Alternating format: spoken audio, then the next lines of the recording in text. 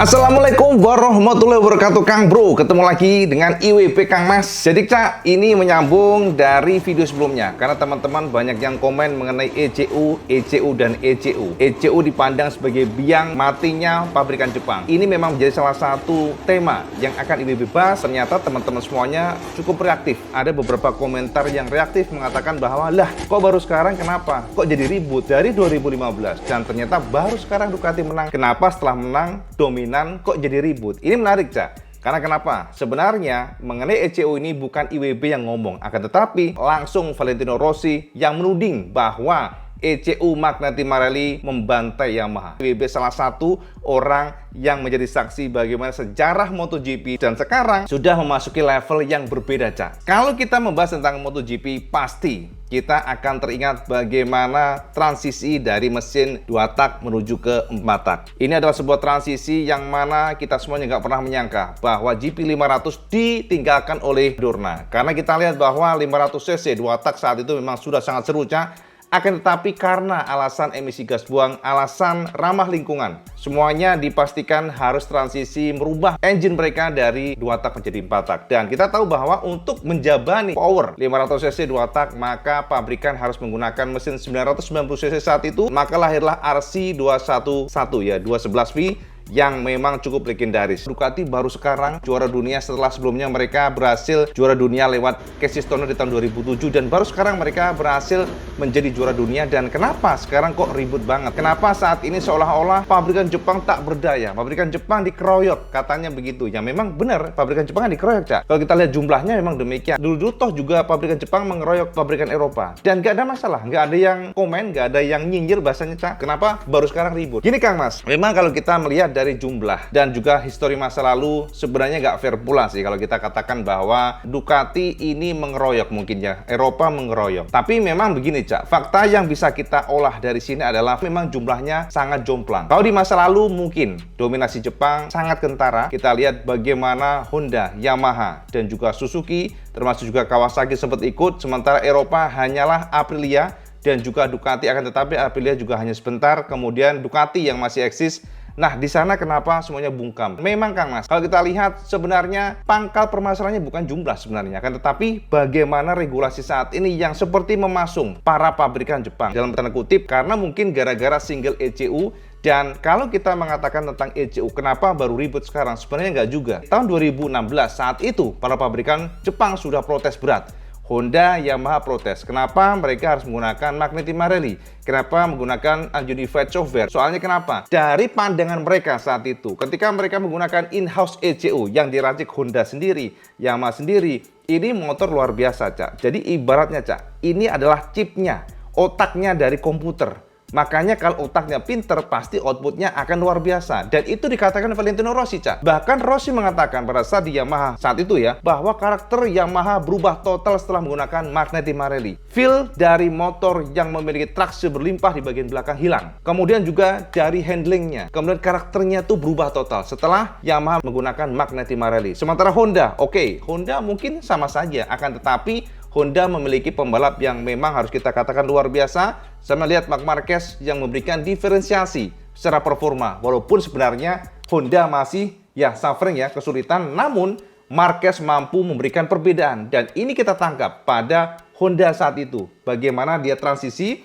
dari in-house ECU-nya, ternyata Honda masih mampu bertaji dan bertahun-tahun juara dunia. Akan tetapi saya harus ingat bahwa Yamaha terakhir pada saat itu sebelum 2021 baru juara di tahun 2015, dan mereka baru berhasil juara lagi di tahun 2021 lewat Fabio Quartararo. Artinya apa? Yamaha lebih suffering. Inilah yang dikatakan Valentino Rossi bahwa memang ECU Magneti Marelli membantai DNA Yamaha. ECU adalah yang kehancuran Yamaha. Itu kata Valentino Rossi. Nah, untuk memberikan konfirmasi kesampaian, saya bisa perhatikan di sini, aku rasa Yamaha adalah motor yang paling kehilangan performanya saat MotoGP menggunakan single ECU Magneti Marelli pada tahun 2015. Dengan elektronik Yamaha, M1 sangat seimbang dan sangat bagus. Para insinyur Yamaha dapat bekerja dengan sangat baik dengan elektronik mereka untuk memperbaiki masalah apapun yang kami miliki. Namun ketika kami menggunakan software Magneti Marelli, itu adalah langkah besar bagi kami dan motor menjadi sangat sulit untuk dikendarai. Bukan hanya traksi kontrol, tapi juga karakter mesin. Jadi semuanya kurang seimbang. Selama tahun-tahun berikutnya, para insinyur Yamaha memiliki banyak masalah saat bekerja dengan Magneti Marelli, ECU, dan aku pikir ini masih menjadi masalah utama. Dari tahun 2015 ke 2016 adalah perubahan besar. Ketika Yamaha memiliki elektronik sendiri, motor mereka memiliki keseimbangan yang bagus. Motor bekerja dengan baik. Insinyur Jepang sangat bagus mengatasi elektronik ini. Mereka sangat handal mengatasi masalah. Akan tetapi, ketika kami ganti ke produk Magneti Marelli, kami mengambil langkah mundur. Motor tak lagi mudah dikendarai. Kontrol traksi dan manajemen mesin juga tidak seimbang. Sebelumnya semuanya serasi. ECU masih menjadi masalah Yamaha hingga sekarang. Yes, itu Valentino Rossi, Cak. Bukan IWB yang bilang. Makanya kalau teman-teman atau ada komen-komen yang mengatakan, loh kenapa baru sekarang kok cuap-cuap setelah Ducati bagus? Kenapa dulu-dulu kok diem saja? Nyatanya juga yang juara dunia pabrikan Jepang. Nah, itu kan proses, Cak. Bukan kita ingin memenangkan Eropa, bukan kita pro ke Eropa, tapi kalau kita lihat memang pabrikan Jepang ini termasuk stagnan ya, tidak terlalu improve banyak di luar daripada ECU-nya. Pabrikan Jepang terlihat terlena dengan kondisi sekarang ini. Jadi kalau kita perhatikan, Ducati dengan giginya pintar, Cak, melihat peluang dari regulasinya. Jadi dia pelajari nih mana yang bisa untuk diotak-atik. Dan di sini kita lihat ternyata pabrikan Jepang lolos untuk mengamati tentang aerodinamika, dan kita lihat bahwa Ducati secara jeli menggunakan sisi ini. Karena regulasi tidak membatasi aerodinamika, kecuali aerodinamika yang bergerak ya. Jadi harus statis, dinamis nggak boleh. Kalau dinamis kan kayak Formula One itu nggak boleh. Tapi harus yang statis, jadi nggak ada pergerakan dari sisi untuk aerodinamikanya. Dan ini digunakan oleh Ducati dengan pintar sekali. Gigi di Elina ya bahasanya ya, itu memang luar biasa. Kalau kita katakan gigi ini memang luar biasa. Ducati menginvestasikan, di luar pada ECU ya, menginvestasikan jutaan dolar untuk pengembangan aerodinamika itu sudah 2017. Jadi mereka sudah mengembangkan aerodinamika, menginvestasikan banyak sekali uang untuk mengembangkan aerodinamika ini sejak 2017-an. Dan akhirnya di tahun 2023 ini, bahkan tahun kemarin, mereka merasakan manisnya dari perjuangan mereka untuk mengupgrade seluruh kemampuan dari aeronya. Dan ini tidak dilakukan oleh pabrikan Jepang yang terlena, dan mereka hanya otak-atik dari sisi engine, sasis, elektronik, dan sebagainya. Jadi memang di luar pada ECU, Cak, kita nggak bisa pungkiri Eropa lebih jeli dan pintar untuk sisi ini. Namun, kalau sampai membantah tentang ECU, tidak fair juga. Karena memang suka nggak suka. ECU single itu mengebiri kemampuan pabrikan Jepang. Betul-betul membinasakan, membantai pabrikan Jepang. Yamaha, Honda, yang memang kesulitan dan mereka adaptasi, terus improvement dan sebagainya. Karena satu, Cak, konfirmasi yang diberikan oleh pembalap saat itu, di tahun 2016 ketika mereka menggunakan pertama kali Magneti Marelli, mereka banyak komplain karena algoritmanya berbeda. Jadi, pada saat mereka menggunakan ECU Magneti Marelli, ternyata ada settingan-settingan secara code algoritmanya itu berbeda. Jadi untuk traksi kontrol malah bubar, power delivery bubar, di setting kayak apapun bubar. Sementara ECU ini yang sudah digunakan Ducati, ya Ducati pasti lebih paham, Ducati lebih diuntungkan. Itu memang fix, itu memang benar adanya. Sehingga kita lihat pada saat itu 2016, banyak protes dikeluarkan oleh para pabrikan yang mengatakan bahwa Ducati diuntungkan dan pabrikan Jepang saat itu betul-betul mundur beberapa langkah. Bahkan Rossi pernah mengatakan, ini adalah kemunduran sampai 3 langkah ke belakang dibandingkan dengan in-house ECU dari masing-masing pabrikan Jepang. Itulah yang menjadi penekanan saat ini, Cak. Dan kalau sampean tanya mengenai bagaimana juara dunia, betul, IWB setuju banget dengan sampean bahwa juara dunia memang masih didominasi oleh pabrikan Jepang. Betul, betul sekali. IWB sangat setuju itu, dan memang terbukti bahwa selama di MotoGP memang pabrikan Jepang. Namun, kita juga tidak bisa pungkiri bahwa di tahun ini dominasi pabrikan Eropa memang luar biasa, improve semuanya. Dan kita juga tidak bisa pungkiri bahwa ternyata pabrikan Jepang tidak bisa adaptasi dengan kondisi ini, dan mereka terkesan lambat, mungkin karena itu tadi, terlalu terbuai dengan legacy mereka, dengan performa mereka masa lalu yang luar biasa, dan yang menjadi satu kelemahan para pabrikan saat ini ya, kita ngelihat memang sepertinya generasinya berbeda. Furusawa orang yang bisa mendengarkan apa dikatakan pembalap dan mereka bergerak.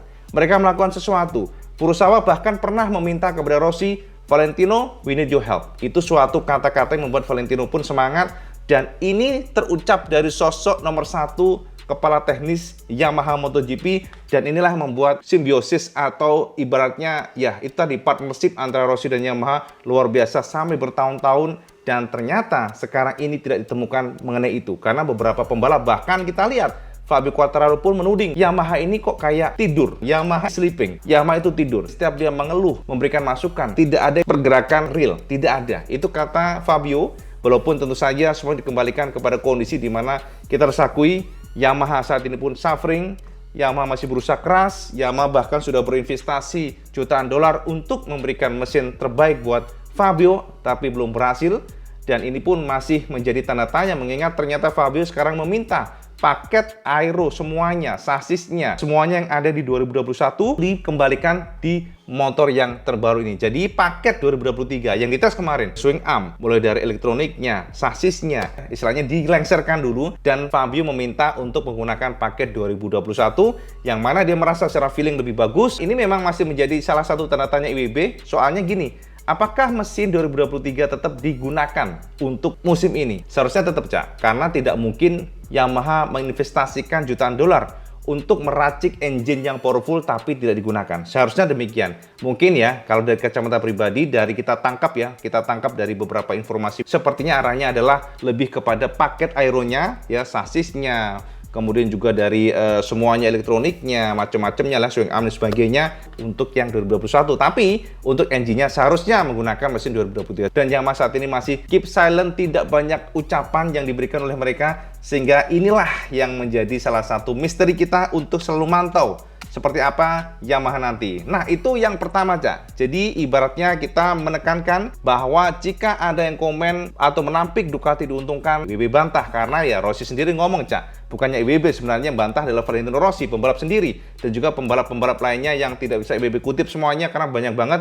Dan jika teman-teman mengatakan bahwa wah, seharusnya memang Ducati pantas dong menerima itu. Betul, Ducati deserve. Dia pantas mendapatkan hasil maksimalnya karena ini adalah perjuangan. Mereka berjuang keras, mereka terus melakukan inovasi, melakukan improvement yang tidak dilakukan oleh pabrikan Jepang, dan itu pantas didapatkan oleh mereka, walaupun sebenarnya akan lebih manis, Cak, lebih indah kalau balapan MotoGP dikembalikan menggunakan ECU masing-masing sehingga terkesan lebih fair. Itu saja sebenarnya. Mungkin kalau menggunakan ECU yang sama, mungkin suara-suara sumbang tentang Eropa ini akan hilang sebenarnya. Tapi ingat, Cak, ingat juga, kita juga nggak fair. Soalnya Eropa nggak hanya Ducati, Aprilia, dan juga KTM. Ternyata mereka juga oke, mampu menjadi tim yang bagus di depan. Artinya apa? Ya memang ini adalah tantangan pabrikan Jepang, yang mana mereka harus bisa improve walaupun tidak menggunakan ECU mereka sendiri, tapi menggunakan ECU Maketti Marelli yang disuplai langsung oleh vendor dari Italia ini, ya. Jadi itu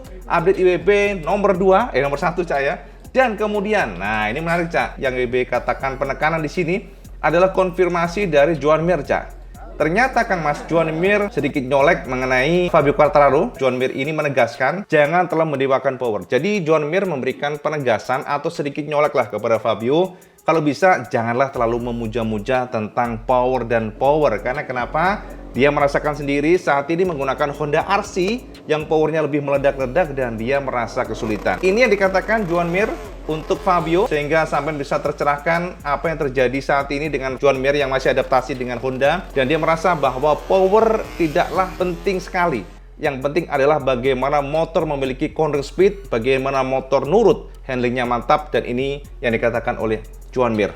Aku tahu lap timeku tahun ini dibandingkan dengan saat aku bersama Suzuki tahun kemarin lebih lambat, nyaris 1 detik per lapnya. Yamaha, aku tidak tahu mengapa mereka lebih lambat. Namun satu yang menurutku sangat penting dan harus dipahami adalah jangan terlalu mendewakan top speed. Karena ketika kamu memiliki mesin yang lebih bertenaga, mungkin kalian akan menang di 1 poin tapi justru kalah di beberapa area lain. Itu pasti, karena ini juga terjadi dengan kami di Suzuki. Kami pernah menambah power pada tahun berikutnya, namun pada saat itulah justru kami berjuang untuk menghentikan motor di tikungan. Jadi biasanya, saat motor meningkat 1 poin, maka lainnya akan dikorbankan. Kalian akan menemukan titik lemah yang lain, dan biasanya justru jauh lebih sulit. Apalagi jika hal itu berpengaruh pada kemampuan berbelok motor. Yes, itu kata Joan Mir. Jadi seakan-akan ia memberikan colekan. Hoi Fabio, kira-kira demikian, Cak. Wojo terlalu power dan power wis lah. Sing penting awakmu iku yo belokan enak, ya seruntulan enak. Nah, itu yang penting itu, Cak. Dikatakan oleh Joan Mir dan terbukti, Kang Mas.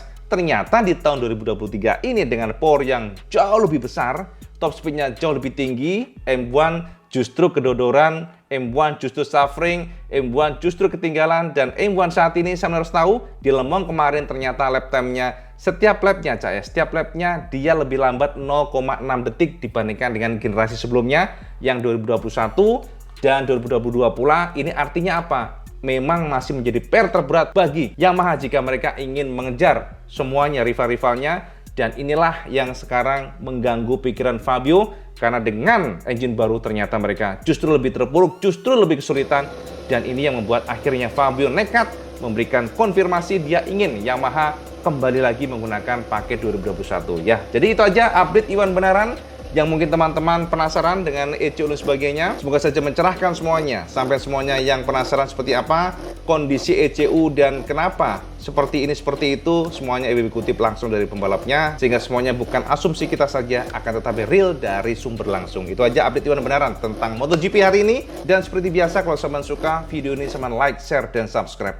Ojo lali sama sholat 5 waktu, karena yang paling penting. Assalamualaikum warahmatullahi wabarakatuh. Salam segendes.